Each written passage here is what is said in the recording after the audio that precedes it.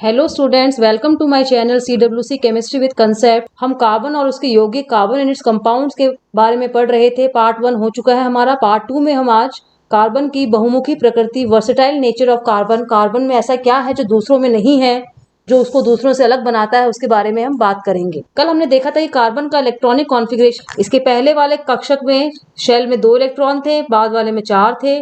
तो न तो ये 4 इलेक्ट्रॉन ले रहा था, न ये 4 इलेक्ट्रॉन दे रहा था। ये 4 इलेक्ट्रॉन जो है शेयरिंग करके, साझा करके जो है जो बॉन्ड बना रहा था, जिसको हम बोलते हैं कोवेलेंट बॉन्ड।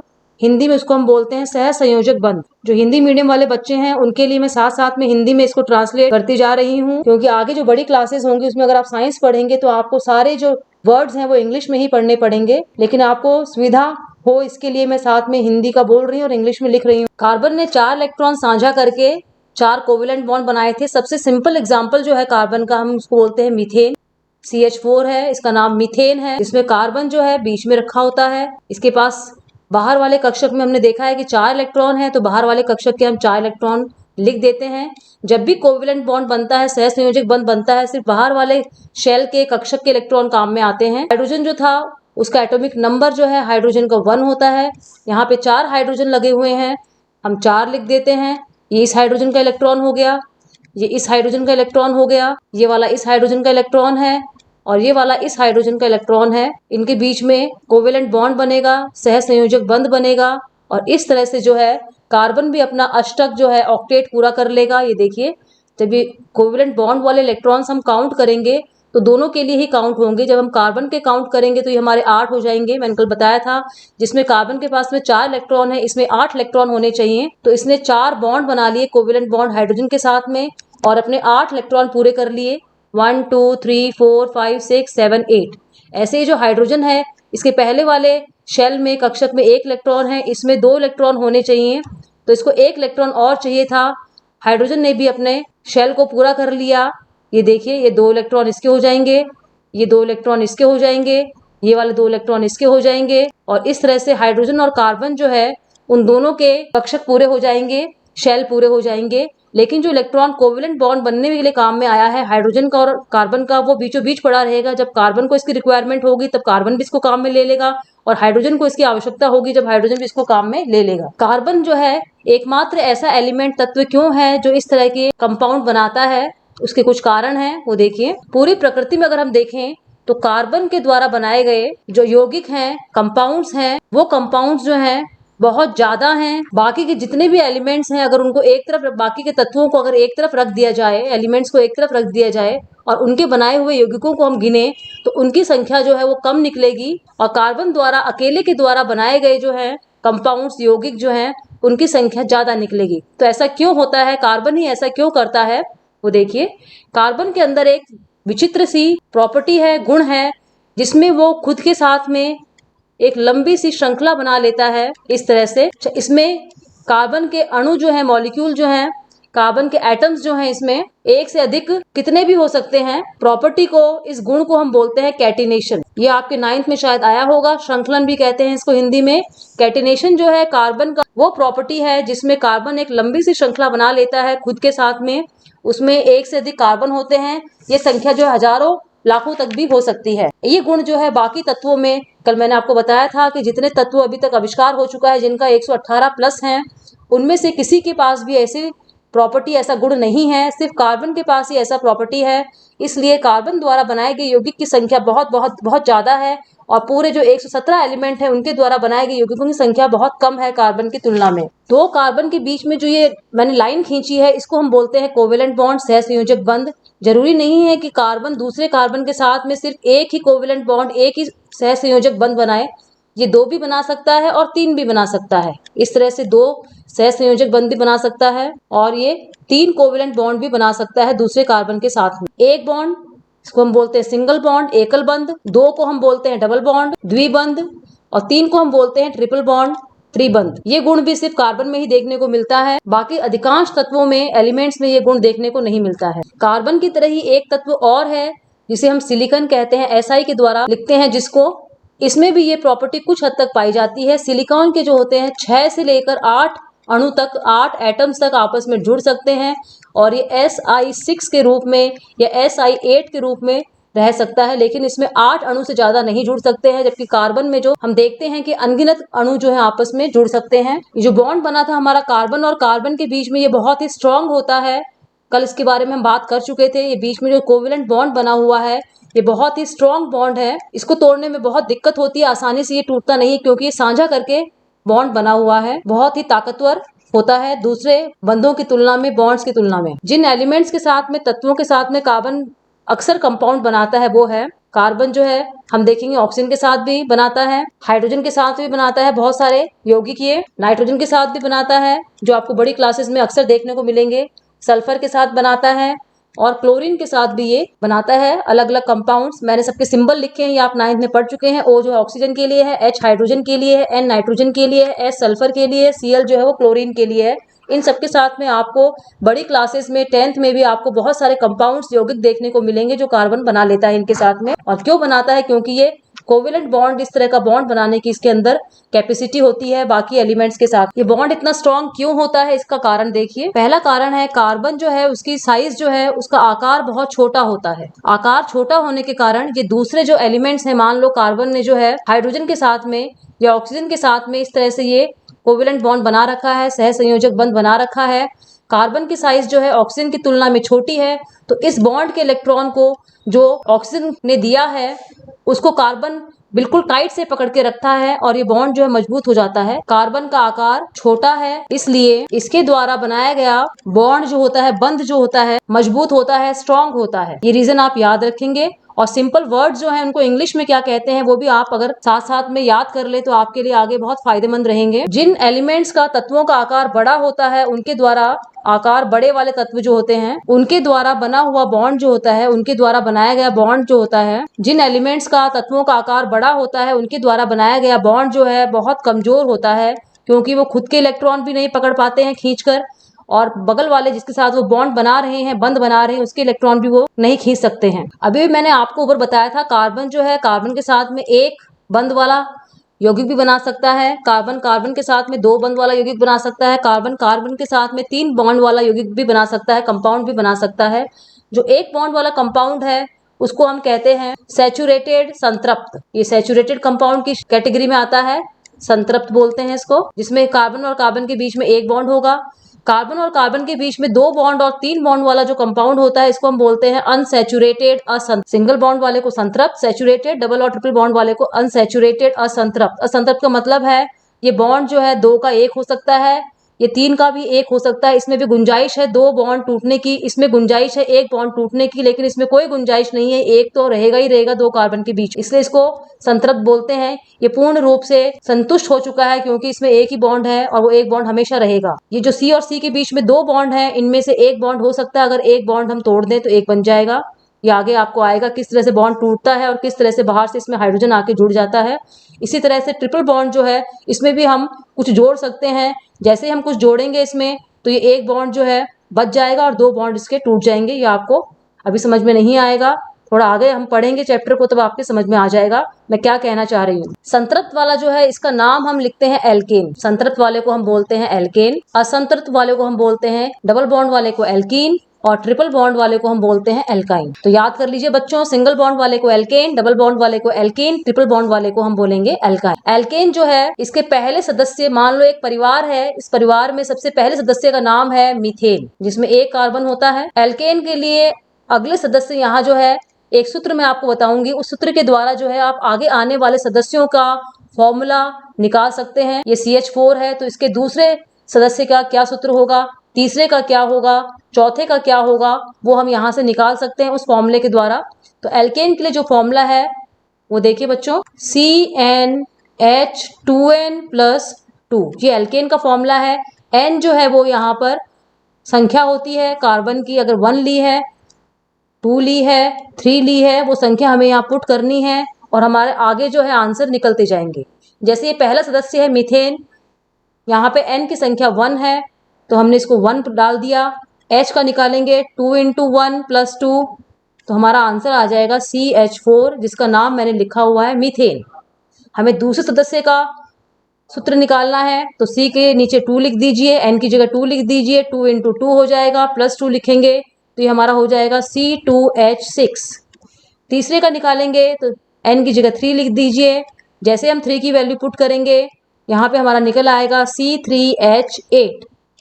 ऐसे ही हम आगे चौथे, पांचवें, छठे अनगिनत सदस्यों का हम फॉर्मूला निकाल सकते हैं इस फॉर्मूले के द्वारा, इस सूत्र के द्वारा। तो इसको आप याद रखिएगा, बहुत ही इंपॉर्टेंट फॉर्मूला है ये एल्केन के लिए। मैं आपको एल्कीन और एल्काइन का भी बताऊंगी, पहले हम एल्केन कर रहे हैं। एल्केन देख लीजिए, C4 निकालेंगे, 4 कार्बन है, n की जगह 4 रख दिया हमने, तो ये 2 × 4 हो जाएगा +2, तो ये C4H10 हो जाएगा।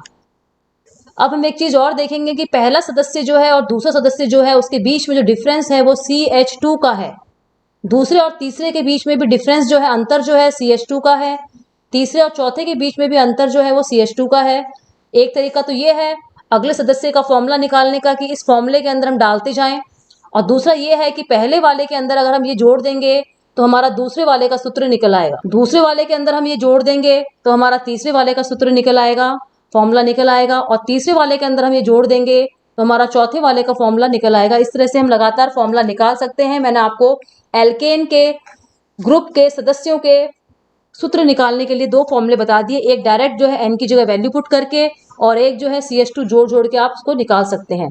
अब जो है हम इसका स्ट्रक्चर, इसकी संरचना कैसे बनाएंगे वो देखिए। एल्केन का स्ट्रक्चर, संरचना।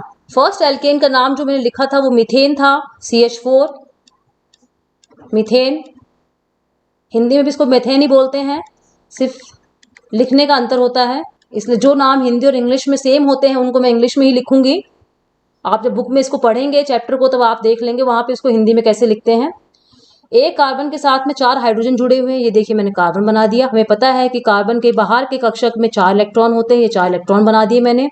4 हाइड्रोजन है तो एक हाइड्रोजन मैं यहाँ रख दूंगी, एक मैंने यहाँ रख दिया, एक मैंने यहाँ रख दिया और एक मैंने यहाँ रख दिया। चारों हाइड्रोजन के पास में एक एक इलेक्ट्रॉन है, उनका इलेक्ट्रॉन उनके पास में रख दिया। अब ये चारों हाइड्रोजन जो है वो इस कार्बन के साथ में कोवेलेंट बॉन्ड बनाएंगे, सह संयोजक बंध बनाएंगे इस तरह से। और हमारा जो है कार्बन का अष्टक, कार्बन का ऑक्टेट और हाइड्रोजन का द्विक बोलते हैं।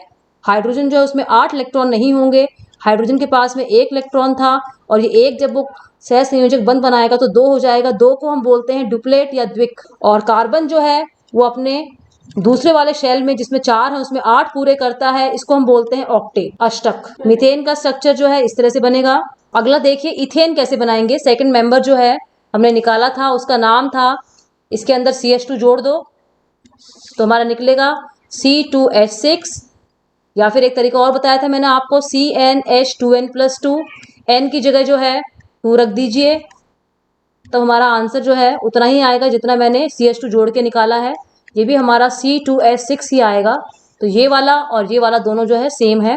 इसका स्ट्रक्चर, संरचना कैसे बनेगी। 2 कार्बन लिखे हुए हैं, ये देखिए C2 है तो पहले कार्बन बनाएंगे इसको हम इस तरह से। कार्बन जो है उसके 4 होते हैं इलेक्ट्रॉन, एक ये बन गया, 2 ये बन गया, 3 ये बन गया, चौथा ये वाला जो है ये वाला होगा जिससे वो बगल वाले कार्बन के साथ में बॉन्ड बना रहा है। इस तरह से बन जाएंगे 4 इसके, ये देखिए बन गए 4 इसके।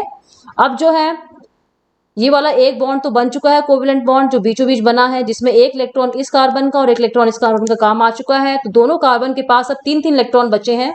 अब इनके पास में फॉर्मूले के अंदर हमारे पास 6 हाइड्रोजन दिखा रखे हैं, तो 3 आप इसकी तरफ रख दीजिए, ये रखा आपने, एक यहाँ रख दिया, एक यहाँ रख दिया, एक यहाँ रख दिया, और 3 जो है वो इसके पास में रख दीजिए। दोनों के पास में 3-3 हो जाएंगे। अपने इलेक्ट्रॉन हाइड्रोजन जो है साथ में लेकर आएंगे बंध बनाने के लिए, बॉन्ड फॉर्मेशन के लिए, और एक एक कोवेलेंट बॉन्ड जो है ये हाइड्रोजन भी बना लेंगे, 3 एक कार्बन के साथ में और 3 एक कार्बन के साथ में। ये देखिए ये हो गया। इस तरह से हम C2H6 का स्ट्रक्चर बना सकते हैं। जब कार्बन के इलेक्ट्रॉन हम गिनेंगे 8 इलेक्ट्रॉन, तो उसके इलेक्ट्रॉन इस तरह से गिने जाएंगे। ये देखिए ये इस कार्बन के गिन लेंगे हम, ये वाले इलेक्ट्रॉन गिनेंगे 8 जब हम, तो ये वाले हम इस कार्बन के गिन लेंगे, 8 इलेक्ट्रॉन इसके हो जाएंगे। और जो अलग अलग हाइड्रोजन है उनको सिर्फ 2-2 इलेक्ट्रॉन ही करने हैं अपने शेल में, अपने कक्षक में, तो उनके 2-2 इलेक्ट्रॉन हम इस तरह से गिन लेंगे। क्योंकि हाइड्रोजन जो है उसके पास में 1 इलेक्ट्रॉन है और उसको एक और इलेक्ट्रॉन चाहिए अपना वो वाला शेल पूरा भरने के लिए, तो 1 इलेक्ट्रॉन वो इस कार्बन के साथ में शेयर कर लेगा। इस तरह से हमारा ये स्ट्रक्चर बन जाएगा। एक और देख लीजिए एग्जाम्पल। नेक्स्ट जो है सदस्य एल्केन परिवार का, इसमें CH2 जोड़ दीजिए आप, निकल आएगा C3H8 हो जाएगा। इसमें 3 कार्बन है तो पहले हम कार्बन बनाते हैं। इस तरह से तीनों कार्बन बना लिया और तीनों के बीच में एक एक बॉन्ड बना लिया, एक एक बंध बना लिया। इस तरह से हमने एक एक बॉन्ड जो है इनके बीच में बना लिया।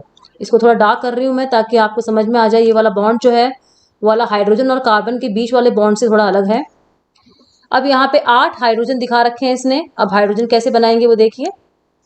8 हैं।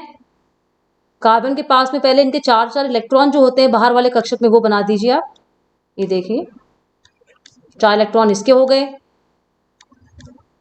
4 इलेक्ट्रॉन इस कार्बन के हो गए और 4 इलेक्ट्रॉन जो है इस आखिरी वाले कार्बन के हो गए। जो लाल लाल है इसके 4 इलेक्ट्रॉन है जिनको वो कोवेलेंट बॉन्ड बनाने के लिए काम में लेगा। अब इस कार्बन के पास में देखिए 3 जो है इलेक्ट्रॉन पड़े हुए हैं तो यहाँ 3 हाइड्रोजन लगा दीजिए। इस कार्बन के पास में 2 तो काम में आ गए बॉन्ड बनाने के लिए, अगल बगल वाले कार्बन से 2 पड़े हुए हैं तो यहाँ 2 हाइड्रोजन लगा दीजिए। इस वाले पे 3 पड़े हुए हैं तो यहाँ 3 हाइड्रोजन लगा दीजिए। तो आप अगर काउंट करेंगे तो देखेंगे कि सारे बॉन्ड जो है वो कंप्लीट हो चुके हैं और H की संख्या भी हमारी उतनी ही आई है जितनी हमने फॉर्मूले से निकाली है। ये हाइड्रोजन के इलेक्ट्रॉन भी साथ में लिख रही हूँ मैं। हाइड्रोजन के इलेक्ट्रॉन मैंने यहाँ लिख दिए। अब जब इलेक्ट्रॉन गिनेंगे तब कैसे गिनेंगे वो देखिए। ये हो गए हाइड्रोजन के इलेक्ट्रॉन, 2 इसके, 2 इसके, 2 इसके, सबके 2-2 हो गए। इस कार्बन के 8 इलेक्ट्रॉन कैसे गिनेंगे। ये हो गए इस कार्बन के 8 इलेक्ट्रॉन, चाहे आप गिन के देख लीजिए। बीच वाले कार्बन के कैसे काउंट करेंगे। ये हो गए हमारे बीच वाले कार्बन के इलेक्ट्रॉन 8 और जो साइड में कार्बन है उसके इलेक्ट्रॉन, ये हमारे साइड वाले कार्बन के इलेक्ट्रॉन हो गए 8। इस तरह से हमने देखा कि हाइड्रोजन के भी 2-2 इलेक्ट्रॉन हो गए और कार्बन के भी 8-8 इलेक्ट्रॉन हो गए। और हमारा स्ट्रक्चर जो है सेकंड वाले का नाम जो था मैंने इथेन बोला था, इथेन नाम है इसका। थर्ड वाले को हम बोलते हैं प्रोपेन। 3 कार्बन वाले एल्केन को हम प्रोपेन बोलते हैं। 4 कार्बन वाला जो होता है उसको हम बोलते हैं ब्यूटेन। ये नाम आपको याद करने पड़ेंगे। 5 कार्बन वाले को हम बोलते हैं पेंटेन, क्योंकि 5 कार्बन है, 5 का मतलब पेंट होता है। 6 कार्बन वाले को हम बोलते हैं हेक्सेन, हेक्स का मतलब होता है 6। 7 कार्बन वाले को हम बोलते हैं हेप्टेन, हेप्ट का मतलब होता है 7।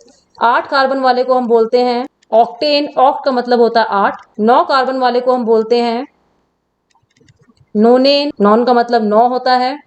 और 10 कार्बन वाला जो होता है हमारा उसको हम बोलते हैं डेकेन। जो नाम हम देते हैं वो किस तरह से देते हैं वो देखिए। लास्ट में क्योंकि एल्केन है तो हमें AN लगाना ही लगाना है और शुरू में जो है हम कितने नंबर है कार्बन के, कितनी संख्या है कार्बन की, उसके हिसाब से हेक्स लगाते हैं। 6 होता है तो 5 होता है तो हम पेंट लगाते हैं, 4 होता है तो हम ब्यूट लगाते हैं, 7 होता है तो हम हेप्ट लगाते हैं, 8 होता है तो हम ऑक्ट लगाते हैं, 9 का हम नॉन लगाते हैं, 10 का हम डेक लगाते हैं। और अगर एल्केन है तो लास्ट में ANE लगा देंगे। और अगर एल्कीन है, ये इस बात को ध्यान से सुनेंगे, अगर ये एल्कीन है तो लास्ट में इसका नाम बदल जाएगा। ये नोनेन नहीं होगा, ये नोनीन हो जाएगा। लास्ट में ANE लगेगा या ENE लगेगा वो इस चीज पे डिपेंड करेगा कि कार्बन और कार्बन के बीच में सिंगल बॉन्ड है, कार्बन और कार्बन के बीच में डबल बॉन्ड है, या कार्बन और कार्बन के बीच में ट्रिपल बॉन्ड है। अगर सिंगल बॉन्ड है तो जितने उसमें कार्बन की संख्या है उसके नंबर के आगे ANE लगा देंगे। डबल बॉन्ड है तो ENE लग जाएगा नाम के आखिरी में, और ट्रिपल बॉन्ड है तो YNE लग जाएगा और इनका नाम बदल जाएगा। अगर यहाँ ट्रिपल बॉन्ड होगा तो ये नॉनाइन हो जाएगा। ट्रिपल बॉन्ड वाले के लिए इसको हम एल्काइन कहते हैं, उसके लिए 9 कार्बन वाले को हम नॉनाइन बोलेंगे। डबल बॉन्ड वाले के लिए जिसको हम एल्कीन कहते हैं उसमें हम 9 कार्बन वाले सदस्य को हम नोनीन बोलेंगे। यहाँ ENE लगेगा एल्कीन के हिसाब से और यहाँ YNE लगेगा क्योंकि एल्काइन है तो YNE लग जाएगा, एल्कीन है तो ENE लग जाएगा। मैंने एल्केन की आपको संरचना बता दी है, एल्कीन और एल्काइन की ओर देख लीजिए। आपको बता दिया मैंने कि एल्कीन जो होता है उसमें 2 कार्बन के बीच में डबल बॉन्ड होता है।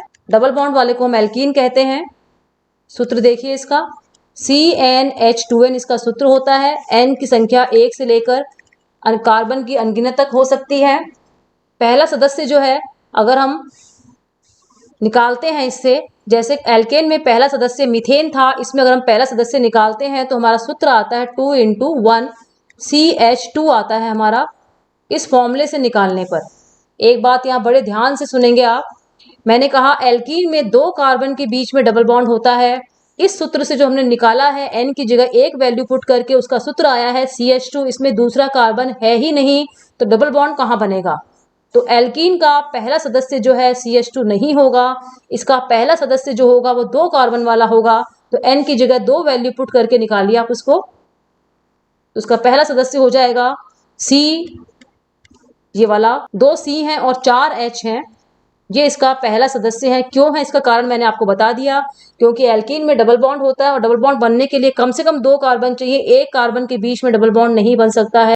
इसका नाम जो हो जाएगा हमारा, मैंने बताया था ये भी आपको ऊपर, सेकंड सदस्य जो होता है जिसमें 2 कार्बन होते हैं उसको हम ईथ से लिखते हैं, लेकिन क्योंकि इसमें डबल बॉन्ड है लास्ट में इसमें ENE लग जाएगा, तो इसका नाम हो जाएगा इथीन। 3 कार्बन का निकाल लीजिए, इसमें 3 पुट कर दीजिए n की जगह, सो C3H6 हो जाएगा। n की जगह मैंने 3 पुट करके निकाला है फॉर्मूला। इसका नाम 3 कार्बन है, 3 कार्बन को हम प्रोप बोलते हैं, लेकिन क्योंकि एल्कीन है तो नाम के आगे ENE लग जाएगा। 4 कार्बन जो है C4H8 हो जाएगा। 4 कार्बन को हम ब्यूट बोलते हैं, लेकिन क्योंकि एल्कीन है इसके नाम के आगे ENE लग जाएगा, ये ब्यूटीन है। 5 वाले को हम पेंट लिखकर आगे ENE लगा देंगे। एल्केन में यहाँ पर हम ANE लगा रहे थे और एल्कीन में यहाँ पर हम ENE लगा रहे हैं, बस यही अंतर है।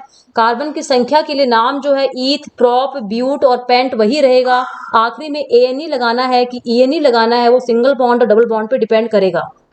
एक चीज यहाँ जो कॉमन है एल्केन में भी हमने देखी थी, वो ये है कि यहाँ भी 2 सदस्यों के बीच में जो अंतर है वो CH2 का है। आप चाहे तो निकाल के देख लीजिए, जो 2 सदस्य हैं उनके बीच में CH2 का अंतर है। तो आप चाहे इस फॉर्मूले में n की जगह वैल्यू पुट करके निकाल दीजिए, या फिर इसके अंदर CH2 जोड़ देंगे तो आपका अगला वाला सदस्य निकल जाएगा। इस तरह की श्रेणी जिसमें 2 सदस्यों के बीच में CH2 का अंतर होता है उसको हम होमोलोगस सीरीज बोलते हैं, समजातीय श्रेणी। क्योंकि सारे एक ही जात के हैं, एक ही तरह के हैं, इसलिए इसको समजातीय श्रेणी या होमोलोगस सीरीज बोलते हैं इंग्लिश में। तो अगर आपसे आता है परीक्षा में क्या होती है, तो वह श्रेणी या वह सीरीज जिसमें 2 कॉन्सिक्यूटिव मेंबर्स, लगातार सदस्यों के बीच में CH2 का अंतर होता है, उसको हम होमोलोगस सीरीज या समझाते श्रेणी बोलते हैं। वो एल्केन की भी हो सकती है, एल्कीन की भी हो सकती है और एल्काइन की भी हो सकती है। अगला सदस्य देखिए, इसमें पेंटीन के बाद में 6 कार्बन वाले को हम इसको हेक्सीन बोलेंगे, 7 वाले को हेप्टीन बोलेंगे, 8 वाले को ऑक्टीन बोलेंगे और 9 वाले को नोनीन बोलेंगे और ये डेकीन बोलेंगे। इसको ये ई लगेगा यहाँ पे। ये हमारे एल्कीन के सदस्यों के नाम हैं जो हमने डबल बॉन्ड के हिसाब से लास्ट में ENE लगाकर मिला है हमें। इसको आप और लिख लीजिएगा। ये इसके 10 सदस्यों तक के मैंने इसके सूत्र फॉर्मूला लिख दिया है। इसका आप स्ट्रक्चर कैसे बनाएंगे वो देख लीजिए। आज के इस वीडियो में स्ट्रक्चर कंप्लीट करना चाह रही हूँ आपके, और आगे का चैप्टर जो है हम अगले वीडियो में पढ़ेंगे। पहला जो था हमारा इसका सदस्य था, फॉर्मूला था CnH2n था इसका फॉर्मूला।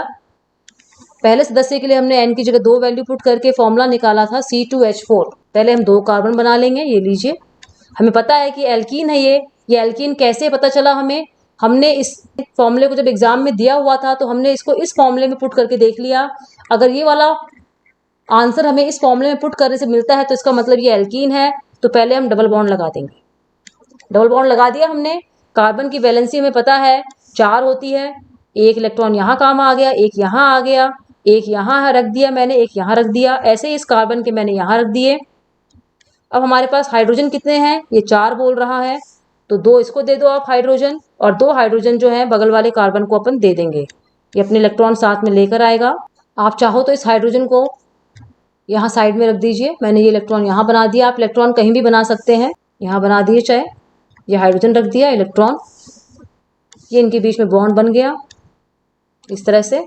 अब इनके 8 इलेक्ट्रॉन कैसे पूरे करेंगे? हाइड्रोजन के 2 हो गए पूरे। हाइड्रोजन 8 इलेक्ट्रॉन पूरे नहीं करता है। मैं बार बार इस चीज को रिपीट कर रही हूँ, हाइड्रोजन सिर्फ 2 इलेक्ट्रॉन ही पूरे करेगा, क्योंकि इसके पहले वाले शेल में 1 इलेक्ट्रॉन होता है, उसमें 1 इलेक्ट्रॉन और आ सकता है, उसमें 8 इलेक्ट्रॉन नहीं आ सकते हैं। चाहे कोई भी एलिमेंट हो, उसके पहले शेल में 2 इलेक्ट्रॉन ही आएंगे। ये कार्बन अपने 8 इलेक्ट्रॉन कैसे पूरे करेगा? ये इसके 8 इलेक्ट्रॉन पूरे हो गए। इस तरह से हमारा ये स्ट्रक्चर बन गया। एक दो स्ट्रक्चर मैं आपको और बना के बता रही हूँ। अब जो है हम एल्कीन का एक एग्जाम्पल और देखते हैं। मान लीजिए C5H10 है, तो पहला स्टेप क्या होगा वो देखिए।